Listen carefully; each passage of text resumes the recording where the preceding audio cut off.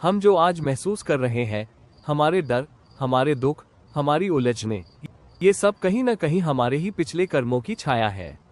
लेकिन क्या हम वाकई इनसे बंधे हुए हैं, या सिर्फ हमने ये मान लिया है कि मेरे साथ तो यही होना था। सद्गुरु कहते हैं, karma is not about punishment और reward, it is about action and memory. Your karma is the residual impact of the impressions you carry. मतलब जो हम कर चुके हैं वो हमारे सिस्टम में मेमोरी बनकर बैठ गया है और बार बार खुद को दोहरा रहा है। तो सवाल ये है कि क्या ये पैटर्न टूट सकता है? सद्गुरु का जवाब है यस, एब्सोल्युटली यस। हम अक्सर कर्म शब्द सुनते ही ये मान लेते हैं कि ये कुछ पुराना हिसाब किताब है जो आज हमें भुगतना पड़ रहा है। लेकिन सद्गुरु इसे एकदम अलग नजरिए से समझाते हैं। वो कहते हैं, karma means action, your action, your responsibility, not something written in the stars. यहाँ एक्शन सिर्फ फिजिकल नहीं है, हमारा हर थॉट, हर इमोशन, हर रिएक्शन भी एक कर्म है। आपने किसी से गुस्से में बात की, एक कर्म हुआ।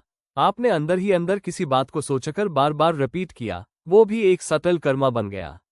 सद्गुरु कहते हैं, every impression that you generate within yourself becomes Karma.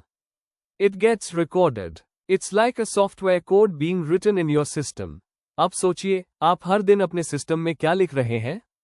क्या आप वही पुराना स्क्रिप्ट बार बार चला रहे हैं या कोई नया कोड लिख रहे हैं? अब जब हम कर्म की नेचर को समझने की कोशिश कर रहे हैं तो एक और चीज बेहद जरूरी है, कर्म के 3 लेयर्स को जानना।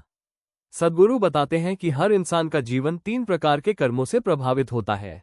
पहला है संचित कर्म। ये आपके एक्यूमुलेटेड पास्ट कर्मास है जो कई लाइफटाइम से जमा होते गए हैं। ये आपके अनकॉन्शियस पैटर्न्स बनाते हैं, जैसे कोई आदत जो आप बार बार रिपीट करते हैं बिना सोचे। दूसरा है प्रारब्ध कर्म। ये वो पोर्शन है जो इस जन्म में मैनिफेस्ट हो रहा है, जैसे आपकी करंट फैमिली, हेल्थ, एनवायरनमेंट, ये सब उस बकेट का हिस्सा है। सद्गुरु कहते हैं, what you are going through now is prarabdha, what you are creating now is agami. तीसरा है आगामी कर्म, जो आप अभी कॉन्शियसली या अनकॉन्शियसली क्रिएट कर रहे हैं और जो फ्यूचर को शेप करेगा। इस अंडरस्टैंडिंग का सबसे बड़ा फायदा यह है कि आप जान जाते हैं जो हो रहा है वो सिर्फ फेट नहीं है, और जो होगा वो आपके करंट अवेयरनेस पर भी निर्भर करता है। सद्गुरु ब्यूटिफुली बताते हैं, the past does not decide the future unless you allow it to.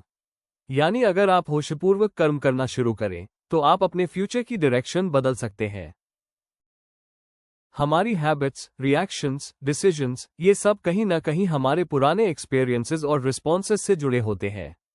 सद्गुरु बताते हैं कि most people are not living life, they are reliving their memories, they are reacting to their past. आपको किसी ने 10 साल पहले कुछ बुरा कहा था और आज भी अगर वैसी ही बात कोई करे तो आप उसी पैटर्न में रिएक्ट करते हैं। That's past Karma influencing your present. आप कोई नया स्टेप लेना चाहते हैं लेकिन डरते हैं, क्यों? क्योंकि आपके अंदर कोई पुरानी असफलता की मेमोरी जमी हुई है। सद्गुरु इसे साइकोलॉजिकल कर्मा कहते हैं, जो सिर्फ आपकी बॉडी में नहीं, आपके मन और मेमोरी में भी स्टोर होता है।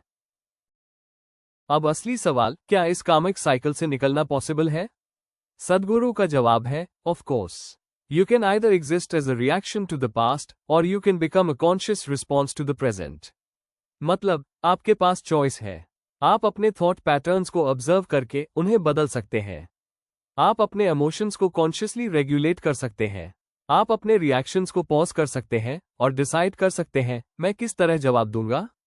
सद्गुरु कहते हैं, freedom is not about doing whatever you feel like, it's about being able to not do what you feel compelled to. यानी सच्ची आजादी का मतलब है पुराने कर्मों के कंपल्शन से बाहर आना। तो अब सवाल उठता है, हम इस कामिक साइकिल से बाहर आने की शुरुआत कैसे करें?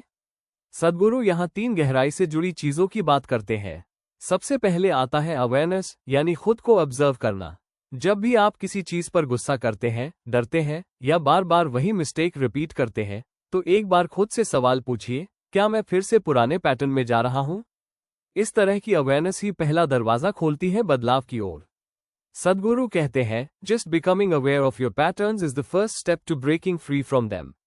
यानी जैसे ही आप अपने अंदर दोहराव को पहचानने लगते हैं, उसी पल से आप उस पैटर्न से थोड़ा अलग खड़े हो जाते हैं। दूसरी प्रक्रिया है इनर स्टिलनेस की, और इसका रास्ता ध्यान से होकर जाता है। जब हम मेडिटेशन में बैठते हैं, हम अपने थॉट्स और इमोशंस से एक दूरी बना पाते हैं। उस क्षण में आप अपने पास्ट से थोड़े डिटैच्ड हो जाते हैं। ये इनर स्टिलनेस ही धीरे धीरे कामक एंटेंगलमेंट्स को लूसन करती है।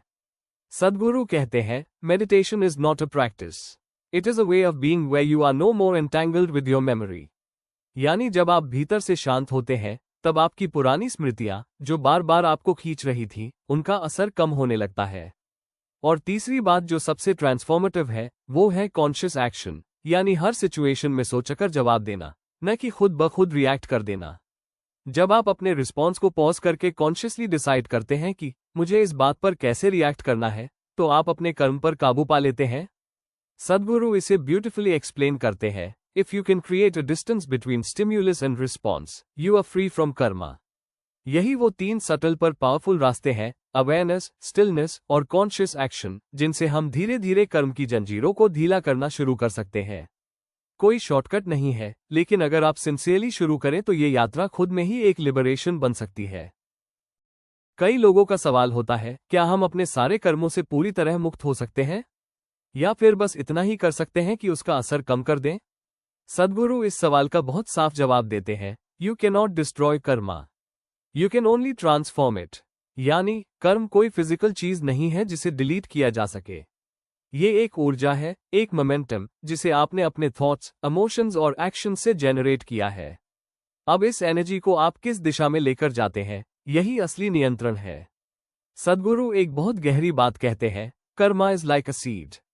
If you nurture it unconsciously, it grows into bondage. If you handle it with awareness, it becomes liberation. यानी जिस तरह एक बीज से कुछ भी उग सकता है, जहर भी और औषधि भी, वैसे ही आपका कर्म भी डायरेक्शन पर निर्भर करता है। अब मान लीजिए आपके भीतर बहुत गुस्सा है, ये भी एक कामक इम्प्रिंट है।